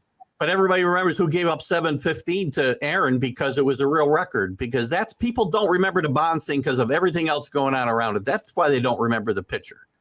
Everybody's got to remember Al Downing forever, right? Well, Al Downing, in all fairness, he threw to Aaron, so you might say, oh, Al Downing, showed hearts, cojones, or whatever you want to say. But Al Downing did one of the more gutless things I saw once when he was pitching for the Dodgers against the Mets. Dave Kingman had 3 home runs. stepped up to the plate. Al Downing seemed to bounce every pitch to him deliberately. He made it impossible for Kingman to hit a home run. And Kingman swung, of course. He wouldn't accept a walk because there was that degree of selfishness, unlike Aaron Judge, who would accept a walk and get on base. Yeah. And Downing deliberately bounced the ball on the plate, like on every pitch. And I remember how angry it got me. Is that the same game that Tommy Lasorda's head exploded when he was asked about Kingman after the game? I wonder, with 3 home runs. Famous clip. If you haven't watched it, you got to watch it. It's good. I don't remember Lasorda on that one. It would have been much better even if he hit 4 home runs. The Mets hit 4 home runs against his team one night, and they asked him what he thought of Kingman's performance, and he just has a classic meltdown. Yeah, I love watching Tommy Lasorda meltdown. It was always a lot of fun. Tax likes the old school managers like Tommy Lasorda and Tony La Russa. Those are those. Oh, Yeah. I you know what, you could have gotten more points by saying Billy Martin. You know what I mean? I would have loved to watch. I loved watching Billy Martin go on his craze. La Russa is. He should have retired a long time ago. I can't stand when everybody he feels like he invented baseball, and I can't stand that. So well, he's done. La Russa demanded an apology of everyone in the media when McGwire broke the home run record. He says, "This man did it clean. All of you should be apologizing to Mark McGwire." Yeah. How many years have been since he said that? Well, after it found out with McGwire, La Russa never came forward and said, "Well, I was wrong." This and right, that. because and listen, I obviously who knows what's the matter with him. I wish him a healthy life, but I don't want to see him in baseball ever again. You know what I mean? I think that done. Just I can't. I could never stand him to begin with. I don't think he was that good of a manager. He made a couple of calls that wound up being lucky, but was blessed by having good general managers around him who gave him a good team. Wait, I hear Bill Belichick seeked out La Russa for advice in the past. Was one of the guys he really admired a lot. He has, as far as like what I want to say, as far as like not for coaching advice necessarily, but more for like planning and getting organization type advice. So that's not necessarily sports. By the way, Ken Rosenthal, the day before La Russa came back, he wrote an open letter that was widely circulated to Tony La Russa. It was an article saying you should do the organization and yourself the right thing. You just had serious heart issue. You should step away, say this is Miguel Cairo's team, because they were playing really well in Miguel Cairo before La Russa came back. And you should do the right thing and say, I've managed my last baseball game. This is Miguel's team, and I hope they can finish out the season on a high. And of course, La Russa can't do that because it's all about Tony La Russa. Exactly. Because he's the inventor of baseball, and he's a horse's ass is what he is. I can't stand him. I can't stand him. Listen, you're burying your feelings about Tony La Russa is not healthy, Pegs. I'm telling you right now. And listen, sometimes somebody gets you get that in knife and you twist it a little bit. Yeah, there's certain names that will give me that type of trigger. Hernandez. The moment I tell you, see what happens. I mentioned his name. Every follower we had just left. So. I don't know how Keith Hernandez and Tony La Russa would have gotten along. I know Whitey Herzog, the Cardinal manager, didn't like Keith Hernandez. Right, because he was another horse's ass. He was all coked up at the time, and La Russa or Whitey Herzog couldn't wait to get rid of him. Didn't Hernandez lead the league in home runs one year too, guys? No, he won an MVP. Batting average. I think he won a batting title, if I'm not mistaken. Yes, he did. Yes. Okay. Yeah, and all he did, like I said, he was the best of a bad bunch that year. Nobody stood up. He stunk. Anyways, so let's talk about the big win that you guys had on Sunday. Yep. Your Patriots beat the formidable Steelers, which don't look so formidable right now. No, I didn't think they were formidable, but I can only play the teams that are on the schedule here. So they played better. The defense played well. the offensive line was better. They ran the ball better. Mac Jones still made some questionable decisions. And Jill Hernandez, that's funny.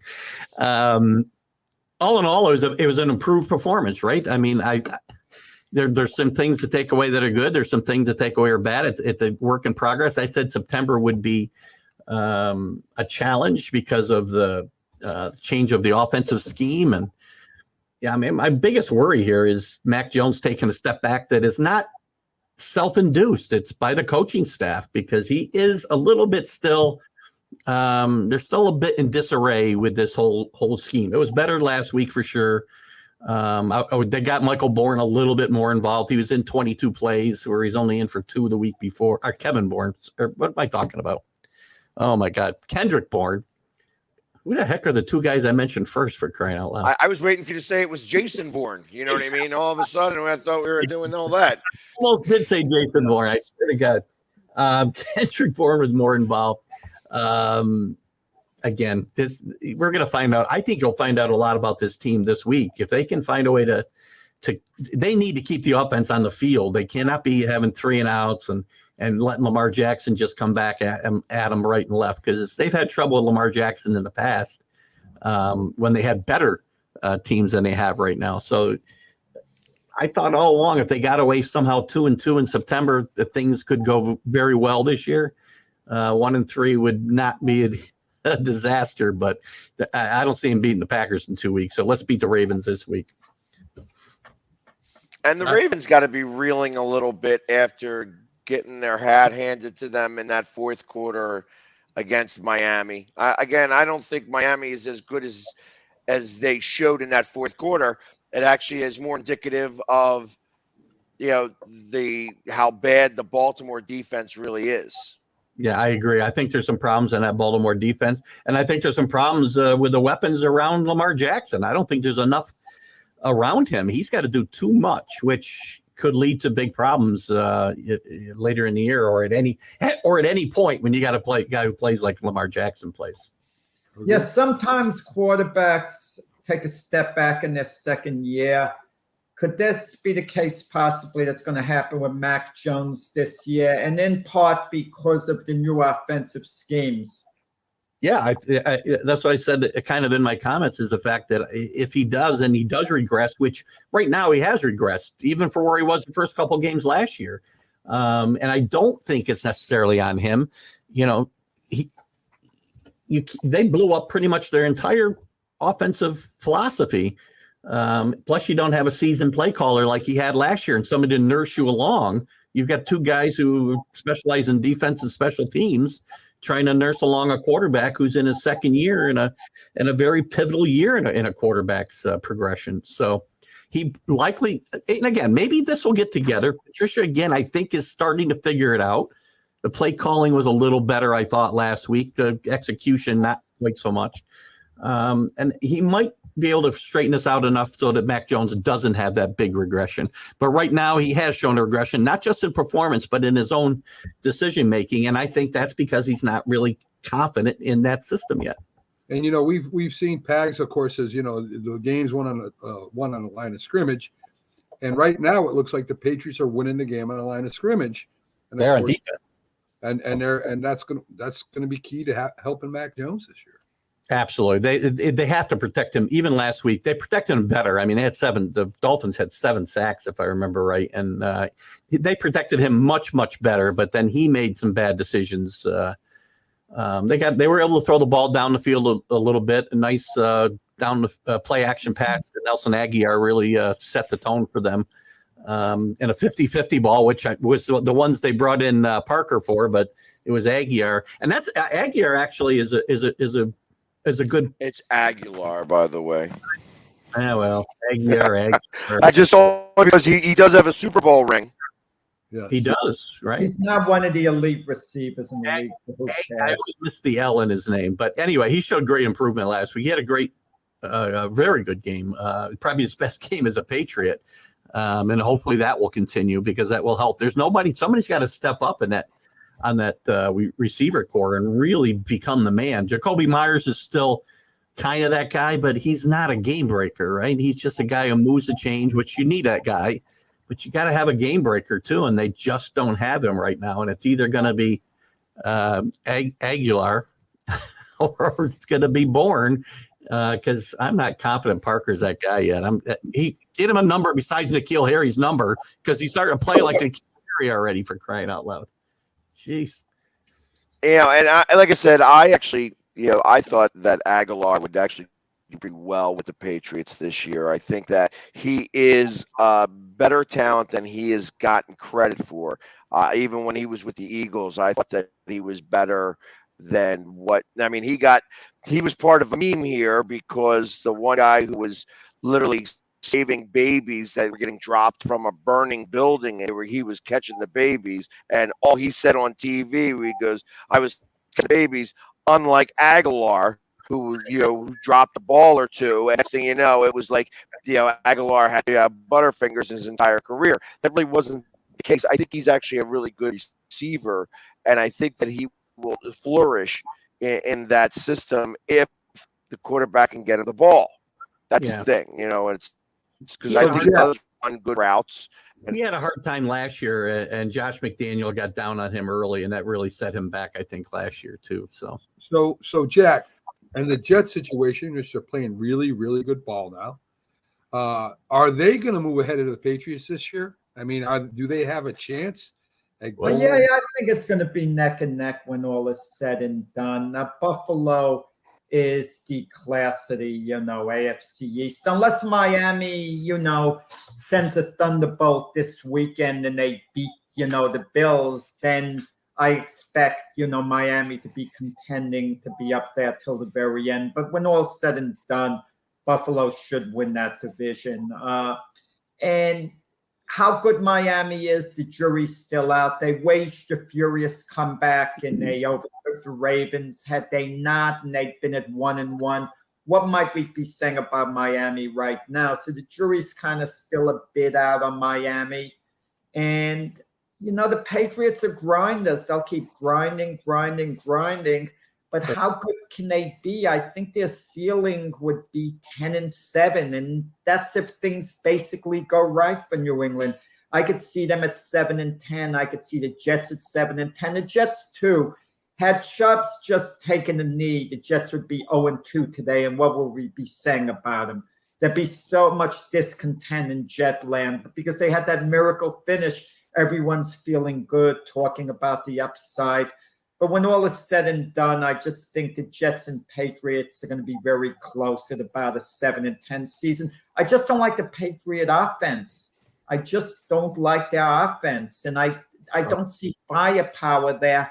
And I don't see a lot of upside. But the Jets, I do see upside with Garrett Wilson, Elijah Moore, the wideouts, their running game with Breece Hall, Michael Carter. I see upside. If they start blocking, Zach Wilson comes back. He starts fulfilling at least some of his potential. The Jets could be intriguing. They could be exciting. They actually have, I think, a little more upside than the Patriots. But the Patriots, as Keith could tell you, have Belichick.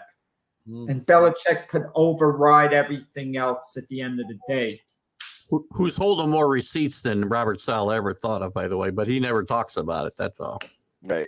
And how about the fact that both the AFC and the NFC East are the best divisions in football right now? They have more wins than every other division, and and actually they're tied with each other. They have 6 wins and 2 losses in comparison to every other division. So it's like I when I saw that, I was like, how about that? Obviously the Jets, and it's funny because I heard a story where Chubb apologized for not taking the knee instead of scoring that touchdown. First off, you don't ever apologize for scoring a touchdown. Secondly, you got to trust that your defense. You just scored a touchdown to go up by more points. How is it that you have to apologize because your defense fell apart and gave up that loss? Had Chubb just went down, the game would be over. They could run the clock out. He did mess up. Maybe it was the coaching staff that didn't emphasize this. This isn't the same as the Giant Patriots Super Bowl game where the Giants, scored a touchdown when Belichick let them, because the Giants still would have had to kick a field goal, so it wasn't a certainty, it was a probability. But had Chubbs went down, the darn game was over unless they would have fumbled the succeeding snap, which wasn't going to happen. If Welch catches the ball, the game's over. Just an FYI. So I mean, he scored a touchdown. And you give the ball back, but literally, I mean, they were ahead already, were they not? So it's like he scored a touchdown. You got an extra 7 points. Now they got a much harder time to come back. I didn't see the end of the game, but he did try to sit down, but he kind of fell in the end zone. Wait. Can we please go back to the Giants Patriots Super Bowl for a minute, please? I have no idea what you guys are talking about. Actually, actually, as I said, even forget about the Bradshaw touchdown. As Giselle and I have said for a long time, Tommy can't throw and catch the ball as well. If Wes Welker catches the ball before that drive, the game's over. True. Right, I agree. It was a 13-point game. This is not Chubb's. No, he made a mistake knowing what the situation, you just go down immediately and the timeouts are done. But there was more to it than that. There was the breakdown on the long touchdown pass to Davis. There was the onside kick. Then the defense broke down again. It was a number of factors. But I'm just saying, had Chubb went down, the game would have been over. The Jets didn't have the timeouts left. It is over. It would have been a virtual impossibility. It should have been over anyways. The fact that the Cleveland Browns browned it up, that's the problem. It had nothing to do with Chubb not scoring that touchdown. The fact that you let the defense folded and the Jets scored a touchdown, then the special teams folded and gave up the onside kick, and then the defense folded again and the Jets scored a touchdown. It looked like Joe Flacco, looking like Tom Brady out there. Come on now. Come on. That's so ridiculous. That loss goes on every coordinator. That goes on the defensive coordinator and the special teams coordinator. It doesn't even go on the head coach. I don't even blame the head coach for that. That does go on the coordinators, and that's why the Jets won that game. You don't blame. I understand how he feels responsible because he scored a touchdown, but realistically, that is so far from the truth. It's like, hey, they could. Hey, you know what? They should have gone for 2 there then. Maybe they should have gone for 2 instead of kicking the extra point. Did the coaches emphasize it before the play? Did someone come into the huddle, was sent in and said, just go down in bounds. Do not score a touchdown. Okay? No, because they were so far ahead. Nobody thought about the fact that they were going to come back 13 points in under a minute's time. Nobody thought. No, listen. I agree, but these percentages that were just posted by Alan, I hate them because, it takes the fun out of it. When the Patriots beat the Falcons in the Super Bowl, what was it? The 99.5% certainty the Falcons were going to win. I don't want to hear these percentages. I remember that game. Yeah, of course you do. But ultimately, I don't agree that the percentages are as high as they are. But to come back 13, this isn't Madden. We're not playing Madden here. This is professional football. All those guys that made all those mistakes all get paid a tremendous amount of money, and that's the problem. They browned it up. Both things are true, but they should not. There were a lot of bad plays before Chubb doesn't go out or stay in bounds and let the clock run. Jack's also right, though, that both things can be true. In the situation he was in, he needs to not score a touchdown. He needs to lay down on a football and the game's over. That's it. He needs to be a win situation. It was like the butt play the Larry Zonka fumble decades ago with the Giants where they just had to take a knee and the game was over and the quarterback Joe Pisarcik hands off to Larry Zonka against your Eagles, and they fumble. It's easy to say, well, He shouldn't have fumbled. It's not anyone. It's not the player's fault. Common sense is you just take a darn knee. You should know. Well, they didn't really do knees back then. They didn't really take a knee. It was that play that started the whole victory formation. It really did. So, I mean, that play really started to impose all of that because it was like an unwritten rule. You played it out. You know, that you do vanilla plays and you just hand the ball off and he gets tackled and then that's the end of the game. So ultimately it was that play that really instituted, we're going to just take a knee, you know, rather than bother trying to trade. And by the way, guys, it was Hanley, Ray Hanley, who said not to hand the ball off. But Sargent was totally against it. He didn't want to hand the ball off. He wanted to take the knee. But Hanley, you know, being the coach. Was Hanley the coach then? He was the offensive coordinator. Okay. John McVay was a coach there then, yeah. Yeah. Change the history of football, by the way. If I want to take the butterfly effect into a play, that if they win that game, the Giants, they never beat the Patriots in 2 Super Bowls, I'm pretty sure, because, you know, George Young wouldn't be the GM. I don't know. All of history's changed if Joe Pisarcik. Well, let me ask you, Keith, getting back with the Patriots, if Mac Jones struggles, can you see a scenario where he maybe doesn't finish out the year as the starting quarterback? No. Maybe bring in Brian Hoyer? No, I think it's doubtful. I think it's doubtful he'll get benched, and it won't be for Hoyer if he does get benched. What about that kid that was drafted in the 4th round? Maybe Zapp, but look, I don't think he'll get benched. I think what'll happen is if he's that bad, and he'd have to be really, really, really bad, they may go look for another quarterback. But I don't. Jimmy G be in play for next year. Former Patriot Belichick never wanted to part with him. Robert Kraft might be willing to pay the money and listen to Belichick. I like Mac Jones. I think he should be their quarterback going forward, but you never know. I'd have to see Jimmy G play a little bit. I'm not even sure how well he can play. I mean, you know, he's coming off shoulder surgery, and look, he didn't leave the Patriots on the best of terms either. There weren't a lot of guys that were upset when he left, to be quite honest with you. There was not a lot of big fans out of Patriots of Jimmy G other than Robert Kraft. Yeah, well, and Belichick, I mean, Belichick wanted to have him as the starter, didn't he? Right. Sorry, yes. Actually, there's a school of thought that says Belichick traded him to spite Robert Kraft, but because he wanted to make the move to Jimmy G and move Brady 2 years sooner than it happened. Right. Yeah.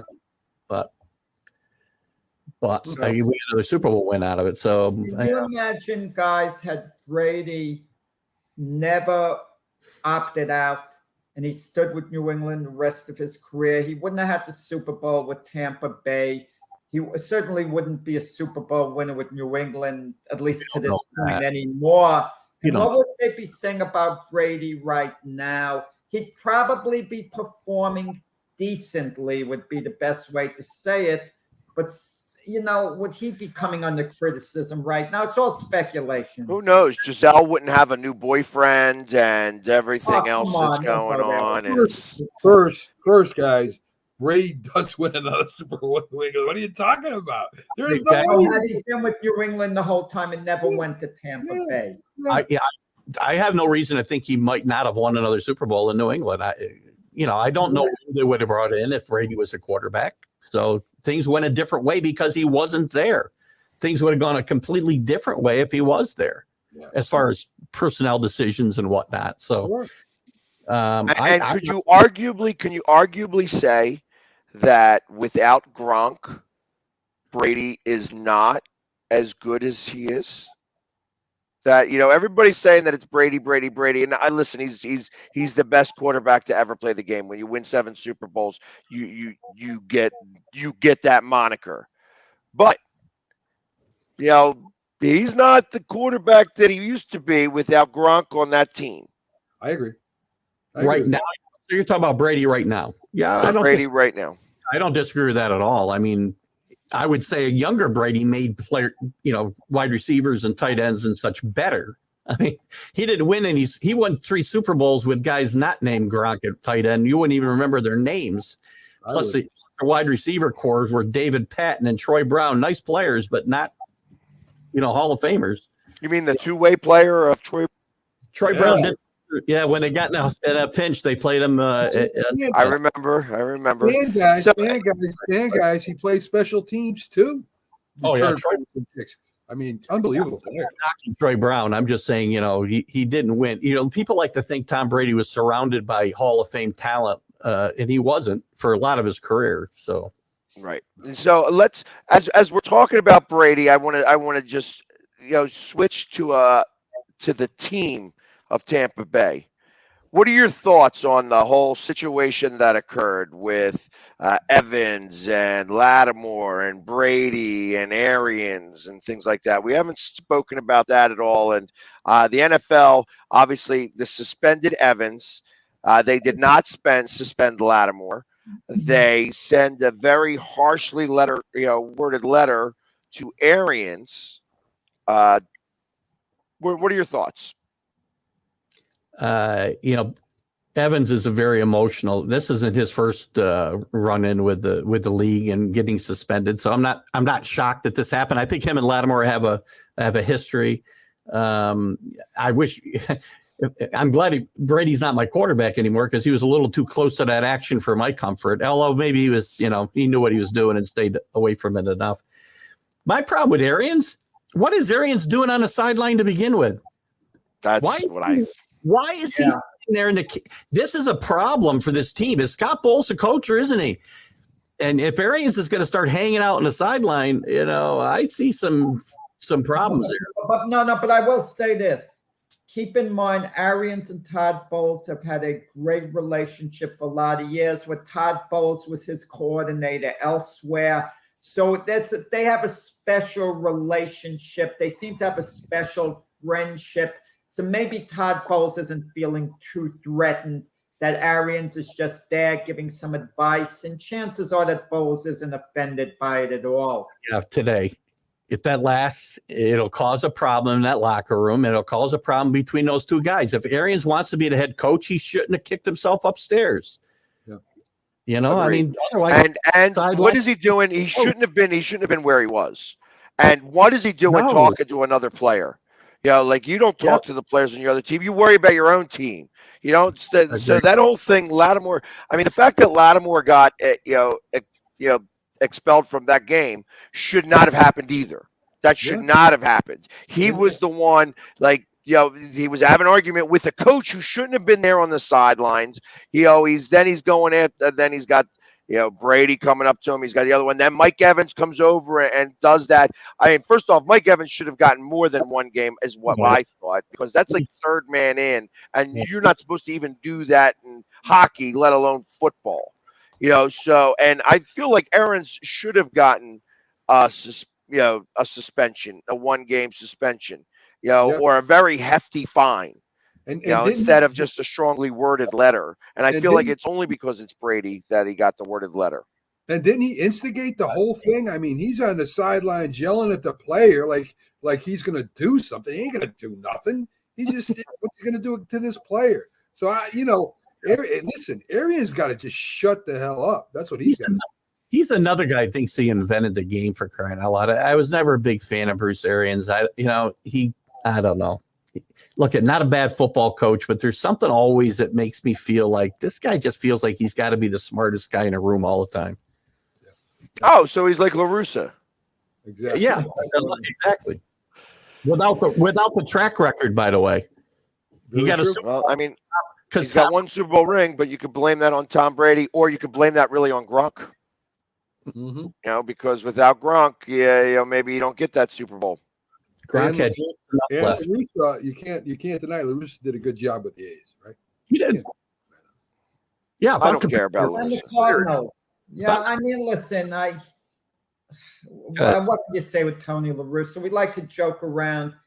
He's had a really good career as a manager, but some of his ways are kind of like absurd at times. Like he really demeaned one of his players who hit a home run and swung on a 3-0 count because his team was far ahead. What does he want his player to do? Take 2 strikes down the middle because it breaks the code of ethics in baseball. You know, his own team was mad at La Russa for, downgrading his player.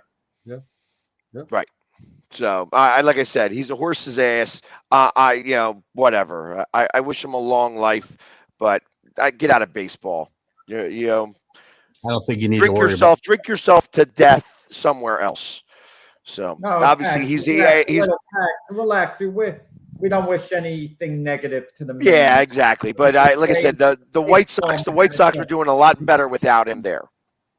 And now he's back, and now they've fallen out of contention. Even this entire time, Keith was saying.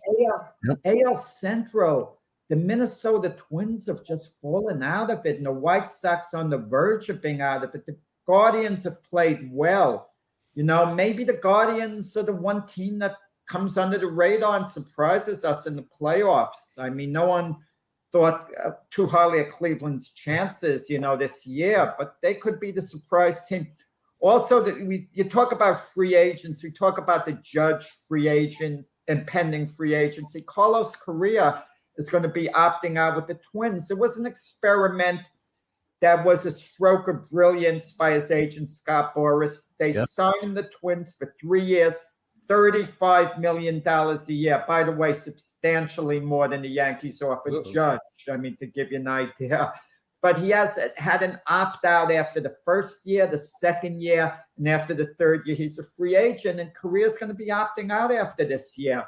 He's leaving $70 million on the table to see what he could get on the open market, and he's taking that risk. We'll see whether it pays off. It worked out pretty good for the Astros too, by the way. It didn't work out for me. Yeah, I was just going to say, man, does he go back? No, I don't think he goes back. I was just going to say, they've got their shortstop in the future. Go back. He probably goes back. He probably goes back to the Astros. I don't think so. Well, no, they're not going to offer him the type of money he wants, because keep in mind he has 2 years and $70 million left with Minnesota, and he's bypassing that. So he's looking for probably a good 8-year deal at least. He's, I think, 28 years old. So yeah, and they got a young kid they put in a shortstop who's played pretty decent baseball this year. He hasn't been Carlos Correa yet, but he will be a very good Major League Baseball player. They're not going to pay him that money. They would have paid him last year if they were going to pay him. Yeah, and again, turning down. I can't stand this opt out. I hate it. It's like the worst thing in the world. It's like, okay, well, you get to opt out, but maybe we want to opt out on paying you if you decide that you're going to stink up the joint, or if you get injured, I'm going to opt out of your contract because we don't want to pay you. Some teams have opt outs as well. It depends on how much power the player commands. I mean, you see, in a situation like Aaron Judge, he's probably going to have an opt-out on his deal at some point, the way Jacob deGrom does with the Mets. Opt-outs are great when you're young, because when you're young enough and you opt out, you can sign a long-term deal. But Judge, if he has an opt-out 3-4 years from now when he's 34 years old, the opt-out might not be that appealing for someone to sign him, to multi-year deal. I'm not a fan of these opt-outs. You either want the security of the long-term contract or you want the opt-out. You can't have it both ways. Right. Right. And I think to see, that there's going to be rules that are changed about that they're not going to be able to do that. It's starting to become more like basketball in baseball, where the players are going to start running the asylum. And I don't know how that works. Interestingly enough, I happened to be in the owner's box yesterday at the Phillies game, and I was talking to John Middleton about, some of the rule changes and things like that. And, and he's happy about the rule changes. I'm like, really? And then we watched the Braves pitcher throw over to first base 8 times. Mm-hmm. And I'm like, okay, well, I understand that whole 2 times only rule. But once you throw over there that second time, and now you're not allowed to throw over there again. Or is it 2 times in between pitches? You have to go to the plate that next time. and I then you think- could throw over there 2 more times. How is that rule going to work? Because ultimately, the moment you throw over there a second time, now you've just awarded somebody second base. Right. Yeah, that's what's wrong with it. Exactly. It's a ridiculous rule. Yes. Yeah. I agree.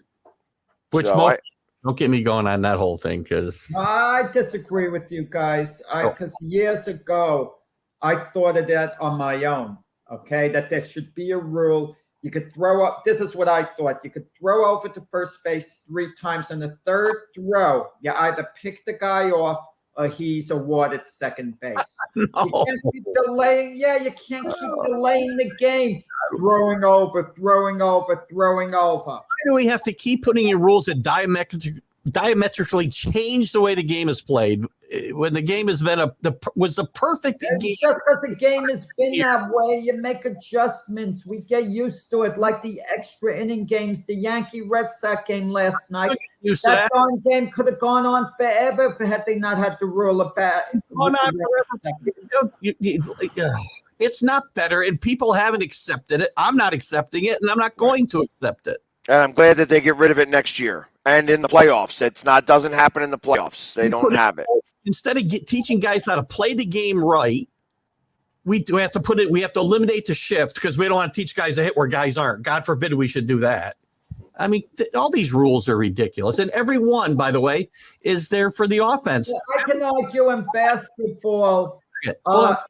Every single rule change since 1968 has favored the offensive side of baseball. Whether rules changes, lowering the mound, DHs, smaller ballparks, and the rules changes we have now, everything is to favor the offense, and it's not. I can say spider tack on the ball to get an advantage because we're gonna check you every inning for that. Keith, I could say with zone defenses in basketball, they should be legal. Just teach the players to shoot from different angles. They are legal now. They are legal. They are legal. I mean, I don't care. That's fine. It's a different sport, and it doesn't. Yeah, they played zones at different times and at different levels of basketball before. Yeah, it was a modified zone that they would play. That you kind of sat next to a player, and if somebody switched up, it was just constant switching. So there have been modified zones in basketball this time. Okay, the 3-second rule. I'd say eliminate that. Just learn to out-rebound the guy who's standing in the paint. Yeah, that's a little bit of a different too. But again, they don't want somebody just standing there. You got to move a little bit. So I can understand and appreciate that. Offsides in soccer and hockey. Let your players be able to cover the whole ice/field. Well, that protects against a total just cherry picking, where somebody you're playing 5-on-4, you got a couple of good defensemen, you throw it all the way down the ice, you got a guy who's now 1 on the goalie. That's what offsides protects. But ultimately now you can kind of cherry pick as long as you're before the blue line, but now you're getting a few you give the goalie a little bit of an opportunity. In soccer, it's a whole different scenario because you can kick the ball. You absolutely have to have offsides there or else. Yeah. I mean, again, see, we did get some soccer in. How about that there, man? You know what? Most of these sports without the rule change, if you just enforce the rules that you already have in the books, you wouldn't have to make all these rule changes. Of course. I agree. Of course that's true. So, well, I tell you, it's sometimes this 2 hours goes fast, and sometimes it's a little bit more, rough and tumble as the other ones. This was like a rough and tumble show. I feel like that we were, there was some some fire that was being spit out here a little bit. There's a lot of tension, underlying tension. There's a lot of tension, Jack. It'll be interesting to see if everybody's got that same tension. The Giants, the Jets, the Eagles, the Patriots. It's possible. It's possible that all 4 teams could win this week. That's true. And I hope it happens. Let's see if that really is the case. Obviously, on Sunday, we'll get your pick for the suicide. Oh, that's right, Keith. You're already out of the suicide. Yeah, so I am still in. I am still in, by the way. Yeah, and Alan, I don't think so. I'm scoring touchdowns. So I don't think that they're going to win by 7. I think that they're going to have a real tough time scoring 7 points. You know, I think the defense may score 7 points, but the offense is going to score 6. But Yeah. anyways, everybody, thank you very much. Tomorrow we'll have Dak on the broadcast to do the debate show where we're going to be talking about all different types of things. I unfortunately will not be here. I'm called off elsewhere, so it's just going to be Mac, Jack, and Doc, and I'm sure you guys will not miss my smiling face. But I'll be back on Sunday to tell you how much the Eagles are going to beat the Commanders by on that day. So everybody, have a great weekend, and we'll see you guys tomorrow. Everybody take care.